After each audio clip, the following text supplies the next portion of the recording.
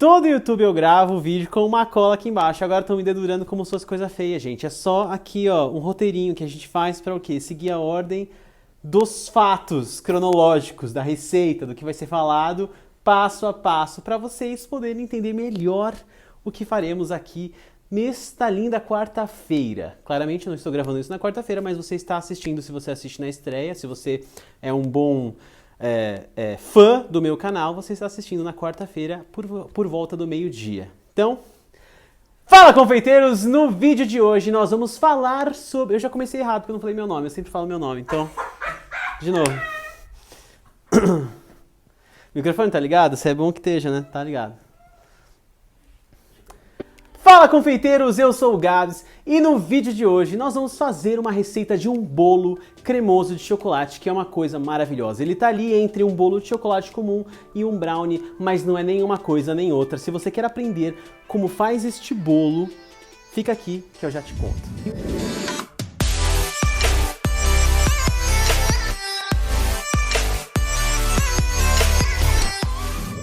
Este bolo que faremos hoje nada mais é do que um bolo que ele é meio que um primo do brownie. O que faz a diferença entre ele e um brownie são as proporções dos ingredientes e o tempo de cocção, mas o modo de preparo é exatamente os mesmos e os ingredientes também. Então, vamos para esta receita, que ela é muito boa, inclusive muito versátil. Você pode utilizar essa receita tanto para fazer um bolo numa forma retangular e você servir ele em cortes quadrados, vender em pequenos pedaços ou comer em pequenos pedaços, como utilizar essa massa para fazer um bolo recheado. Então você pode assar em formas redondas, quadradas, retangulares, no formato que você quiser, rechear da forma que você preferir, e você vai ter um bolo muito cremoso, muito fofinho de chocolate.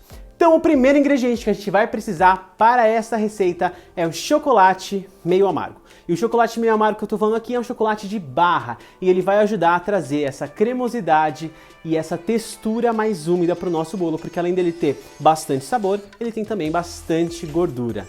O segundo ingrediente é a manteiga. A manteiga, como sempre em qualquer receita da confeitaria, vai entrar trazendo untuosidade, mais sabor também, e vai deixar a nossa massa com uma sensação de umidade por mais tempo da vida útil do nosso bolo, digamos assim. Então ela preserva, ajuda a preservar a nossa massa, deixa ela mais gostosa, mais molhadinha também. O terceiro ingrediente que a gente vai utilizar são ovos, e aqui, como sempre, os ovos têm que ser pesados para que a gente consiga colocar a quantidade exata do nosso bolo, e aí não ficar com o bolo nem com muito líquido, nem com pouco, porque uma das funções dos ovos na receita é entrar com umidade, já que eles têm bastante umidade na composição. Os ovos ajudam a dar consistência, as gemas ajudam a emulsionar também, elas têm esse poder de agente emulsificante. Em alguns casos, as claras ajudam a dar aeração, que não é o caso dessa receita, porque essa massa a gente quer que ela fique um pouco mais densa, parecida, como eu já disse, com o brownie, então a gente não vai utilizar essa técnica de aerar as claras, assim a gente vai só misturar, e elas vão trazer sim como grande função nesta receita específica a umidade que elas têm, já que elas têm muita água na composição. O quarto ingrediente que nós vamos colocar nessa receita é o açúcar refinado, que vem para trazer, claro, doce da receita. Então o açúcar sempre como função principal numa preparação da confeitaria é adoçar, mas ele vem nesse caso também para trazer volume e ajudar a dar mais maciez no nosso bolo, porque ele ajuda a trazer, ele puxa essa umidade dos outros ingredientes e preserva a umidade da massa também. Nesse caso, se fosse um brownie, essa quantidade de açúcar teria que ser um pouco mais elevada para poder dar aquela casquinha mais forte que forma em cima e deixar mais cremoso dentro. Como a gente não quer que seja exatamente um brownie, sim um bolo de chocolate cremoso, a gente vai colocar uma quantidade que ainda é alta, mas nem tanto quanto uma receita de brownie. E o último ingrediente que nós vamos colocar nesta receita é a farinha de trigo. E a farinha de trigo vai entrar para trazer textura, elasticidade e estrutura para a massa. Se você fizesse este bolo sem esta farinha de trigo, você teria, na verdade, um pudim, alguma coisa mais parecida com um pudim de chocolate do que com um bolo, porque a farinha de trigo tem o glúten. O glúten é uma proteína que tem na farinha que vai ajudar a gente a ter mais estrutura e elasticidade, que é a mesma coisa que acontece em todas as produções que levam grandes quantidades de farinha de trigo, como por exemplo pães, massas frescas de macarrão e bolos, obviamente. Então a farinha de trigo nesse caso vem com uma quantidade um pouco mais elevada do que se fosse um brownie, então ela traz mais estrutura, mais elasticidade, fica mais parecida com um bolo do que com um brownie mais denso. Então, como eu disse para vocês, mais uma vez, essa é uma receita que fica aí entre o brownie e o bolo de chocolate, por isso que ela tem essa característica de ser um bolo cremoso. Fala. Pode falar. Como escreve Macbella Pizza em italiano? Nossa, não sei. Macbella Pizza. Procura no Google. M-A Macbella Pizza. Macbella, provavelmente é falando com a mão fechada assim, ó. Sem a mão fechada não é Itália. Para fazer este bolo é muito simples, realmente o passo a passo dessa receita não tem segredo, é só você seguir o que eu tô falando aqui de forma muito simples, não precisa nem de batedeira, nem de liquidificador, porque a gente quer trazer essa densidade maior para essa receita. Você pode perceber que este bolo não leva nem fermento químico, justamente porque a gente não quer que essa massa cresça tanto assim, a gente quer que ela se mantenha com essa textura mais fechada, mais densa, que se parece mais com um brownie.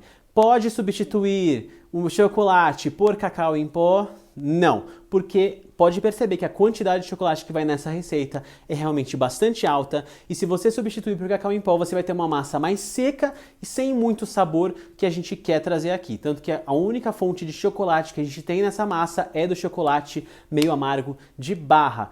Pode ser ao leite?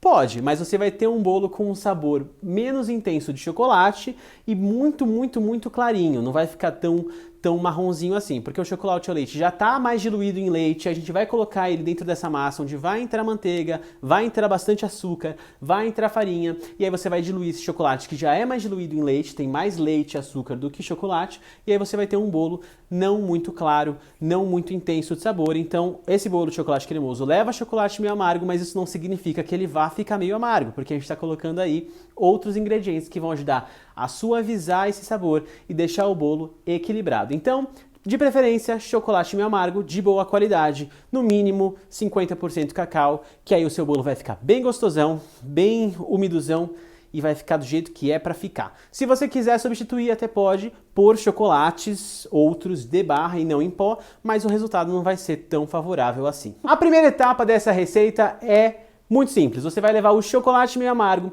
para derreter junto com a manteiga, ou no micro-ondas, ou em banho-maria. E aí, se você for levar no micro-ondas, cuidado com a temperatura, com a potência do seu micro-ondas, para você não queimar o chocolate. O chocolate queima muito fácil. A partir de 45 graus, ele já começa a mudar a característica, a textura dele e começa a queimar. Apesar dele estar misturado com a manteiga, é sempre bom tomar um cuidadinho, e aí a gente vai derreter essa mistura por completo. Então você pode colocar no micro-ondas numa potência mais baixa e ir mexendo aos poucos até aquela mistura toda se dissolver por completo, não ficar nem um pedacinho nem de manteiga, nem de chocolate. Você pode misturar isso tanto com um fouet quanto com uma espátula de silicone, apenas para você realmente homogeneizar toda aquela mistura, para então a gente seguir para a próxima etapa. Essa é a única etapa, entre aspas, mais complexa dessa receita, que você precisa de um equipamento, porque agora o restante é só a gente ir adicionando os outros ingredientes.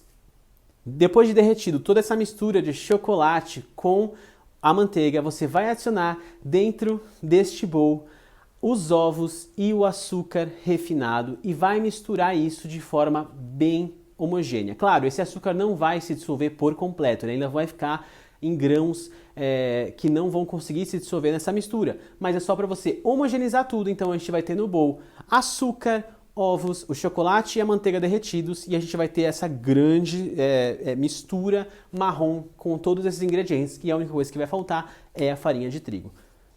Por que nós vamos deixar a farinha de trigo por último? Porque é sempre bom a farinha de trigo numa massa de bolo ser misturada o menos possível. Então a gente vai misturar todos os ingredientes primeiro e aí por fim a gente vai adicionar a farinha. A farinha nesse caso você não precisa peneirá-la sobre a massa porque não tem nenhuma aeração, não tem perigo de você desmanchar esta massa. Só que é bom você peneirar ela anteriormente só para você ver se não tem nenhuma pelota de nada, nenhuma sujeirinha, nenhuma pelota de farinha que não vai se dissolver tão facilmente, para que você possa dissolver essa farinha por completo. Porque se você mistura a farinha sem peneirar, é capaz de ainda ficar uma pelotinha ou outra, depois na hora que você assa o bolo, na hora que você corta lá no meio, pode ser uma pelotinha de farinha que não é legal. Mas por conta da aeração, não tem perigo nenhum, é só você adicionar toda a farinha sobre essa massa e aí misturar bem até a farinha se dissolver. Terminou de dissolver toda a farinha, você vê que não tem mais nenhuma parte sem misturar, a sua massa está pronta para ser levada ao forno. E aí, como eu já disse para vocês no começo do vídeo, a gente pode levar para assar tanto em formas redondas, quadradas, retangulares, da forma como você preferir e para a função que você for utilizar também. Se você for fazer uma forma mais baixa, retangular, mais larga, para você cortar fatias para servir individualmente, ou se você for levar para uma forma redonda, para você fazer um bolo recheado, você pode dividir em mais formas redondas, menos formas redondas. Essa receita que eu passei para vocês, dá para você assar numa forma retangular de 30 por 20 e o bolo fica com mais ou menos 4 centímetros de altura, 4 a 5 centímetros de altura. Se você for assar numa forma redonda de 20 centímetros, por exemplo, dá para você assar em duas formas de 20, você vai ter um bolo com mais ou menos uns 5 centímetros e aí você consegue cortar ele em duas camadas cada e fazer 4 camadas de 2 centímetros e pouco, ou até mesmo utilizar fatias mais largas, já que este bolo tem uma densidade, uma umidade boa. Tempo e temperatura de forno para este bolo. Você pode deixar este bolo assar mais um pouco ou não tanto e deixar ele mais úmido no centro, isso quem vai decidir você. Mas independente da forma como você for assar esse bolo, você precisa sempre se lembrar que não tem como eu passar um tempo e uma temperatura exatos para você, porque cada forno é de um jeito, cada forno tem uma potência e aí isso não vai mudar. O meu forno é diferente do seu, que é diferente do forno da casa de outra pessoa, que é diferente do forno da padaria, então eu vou falar mais ou menos qual foi a temperatura que eu utilizei e quanto tempo ficou na minha casa, no meu forno, mas pode ser que na sua seja diferente. Então, na minha casa ficou por volta de 30 minutos no forno, uma temperatura de forno médio ali a 170, mas você pode tomar cuidado nessa parte, você ir verificando o ponto desse bolo, para que ele não passe do ponto. Muito importante, como esse bolo ele é mais denso, mais úmido, às vezes parece que ele ainda não terminou de assar, mas já terminou. Se você deixar muito tempo, pode ser que os cantos da assadeira, depois de frios, fiquem muito duros, com aquela textura meio pegajosa, ou até mesmo fiquem crocantes de tanto que você assou. Então é bom você tirar um pouquinho antes, quando ainda parece que está um pouco úmido, porque depois que ele esfria, ele fica numa consistência bem interessante. Lembrando que esse é um bolo de chocolate cremoso, ele não é aquele bolo de chocolate fofinho, sequinho, comum. Então, tem que ficar de olho nessa diferença para você conseguir acertar o ponto exato do forno. E aí, meus amigos, esta é a cara do nosso bolo depois de pronto. Ele fica realmente muito saboroso de se comer tanto sozinho quanto para fazer um bolo recheado. E se você gostou desse vídeo, já dá um like aqui embaixo. Não se esquece de se inscrever neste canal, clicando aqui no botão inscrever-se, é muito simples. E compartilha com quem você sabe que vai gostar desse tipo de conteúdo e com quem você sabe que pode passar a utilizar essas técnicas e dicas que eu faço aqui para vocês, para a gente poder cada vez mais ter uma comunidade maior de pessoas que gostam de falar sobre esse assunto e de treinar e testar novas técnicas e dicas de confeitaria. Eu sou o Gabs e até a semana que vem. Um beijo para todo mundo e até lá!